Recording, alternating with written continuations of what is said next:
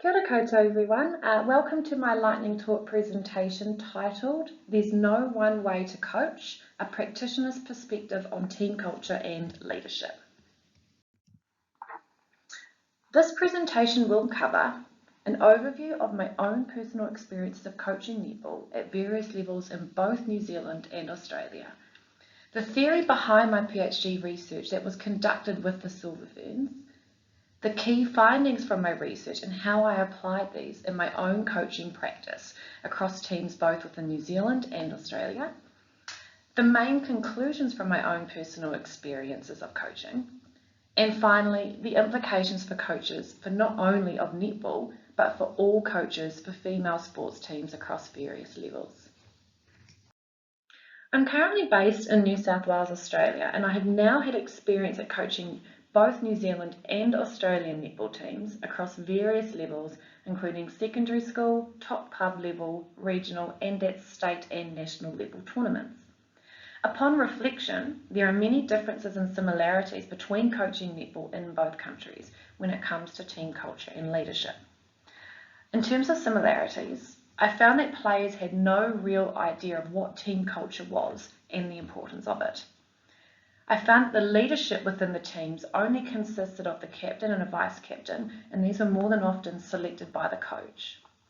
And both didn't really know much about team values or have any kind of team rituals. In terms of differences, a significant difference between the two countries was that of the concept of winning and what winning actually meant. For New Zealand teams, winning didn't always necessarily mean score related. It was also largely based on performance. For example, if it was a good team performance or a good individual performance that was put out on court or not was quite often deemed as success. For Australia, however, the concept of winning meant scoreboard results. The winning mentality of the Australian players I found was incredibly strong. Even at junior level netball, the parents were very concerned about winning and winning related to points scored. There wasn't much emphasis placed on playing netball just to have fun. I also found a significant difference relating to the work ethic and the intensity of the Australian players was at a much higher level compared to New Zealand players without the coach having to push for it. This was largely due to the level of competition that they had with each other in terms of being selected for teams and then competing for game time. For my PhD research, I implemented Edgar Schein's three-level theoretical model of organisational culture to investigate the development of team culture and leadership within the Silver Ferns across a 60-year period from 1960 to 2019. I did this by conducting semi-structured interviews with 10 former Silver Fern captains and coaches. This was actually the first study of its kind conducted in New Zealand on team culture and leadership within a high-performance female sports team, and the results were then also made into a book titled The Will to Win, New Zealand Netball Greats on Team Culture and Leadership.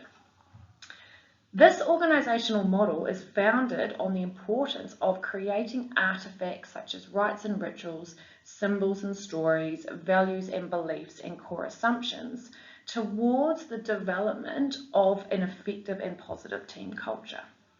The key findings from my PhD research endorse the relevance of Schein's theory of organisational culture to being implemented to team sports.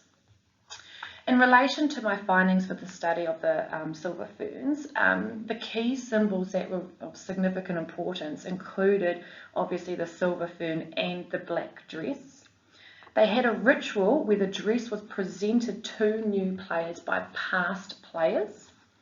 They had a really strong collective culture where they accepted everyone for who they were and for their ethnic background, and these were celebrated. They had significant pride in being selected for the team, and they had a huge sense of pride and respect for the legacy of past Silver Fern players. The main values that were found to be established and to be consistent in the Silver Ferns included that of having a really high work ethic, a sense of pride, and behaviour both on and off the court, and that was living by the values and being a Silver Fern 24/7. They placed a lot of emphasis on effective leadership, and the use of senior leadership groups were found to be very effective when the team had those senior players. They also implemented a mixed methods approach, and they found that this approach to coaching was best, integrating a mixture of both an autocratic and empowering approach to coaching the players. From my learnings as a result of this study, I began to implement various team culture and leadership strategies within my own coaching practice. I included team building sessions in the pre-season stage. In terms of leadership teams, I had always initially just had a captain and a vice captain, and therefore I began to introduce a senior leadership group that was nominated by the team players, and then also included a junior player within this to make sure that the junior players and their voices were heard as well. I included regular team bonding sessions that were scheduled within the team calendar throughout the year. We had presentation of team training tops presented to the players by past players of the team. We would always have a team values planning session where the team would actually decide what their values were, what they looked like, and how they would demonstrate them. Then I also started to implement both a mixture of an empowering and autocratic coaching approach as well. And we also established what winning meant and what did it look like to each team. In terms of the conclusions, what I found was that there was definitely no one way to coach and to lead a team, and at various times I did need to be autocratic, and then I was able to be empowering, and both approaches to coaching were very effective, and the players responded incredibly well to this.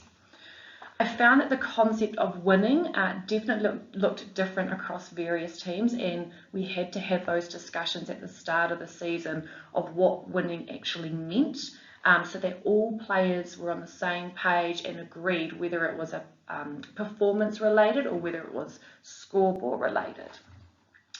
I found in terms of team values, the planning session was very effective. However, if I didn't consistently come back to these values and reiterate them throughout the season, that they were quite often forgotten and they became non-important, and the players and coaching staff didn't really consistently demonstrate them. And I also found one of the biggest things was that creating and developing a positive team culture is hugely important and can be extremely successful, but it did take a lot of time and a lot of commitment and a lot of extra planning for it to be effective. I also found that it varied from year to year, and one thing that I may have done one year with one particular team may not necessarily work the following year, and this was quite often relating to potentially a change in players. So we would have to go back and we would redo a value session, and we would redo a discussion on what the concept of winning meant, because it did change. And in terms of implications for coaches, it can offer assistance for both elite and community-based coaches with developing team culture, and to help to provide them with an understanding of how to enhance this aspect of team development. It can also help coaches to understand and realise the importance of developing effective team leadership, and it actually does take a bit of time.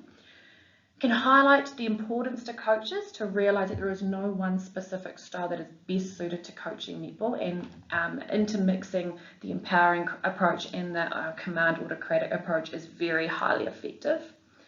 And it also highlights that the interpretation of winning will differ significantly across teams, so it's really important for coaches to have those discussions with their players around what winning and what success actually means. So thank you all very much. I hope you enjoyed this lightning talk presentation. Please feel free to contact me at any stage if you have any further questions or would like to discuss anything covered in this talk.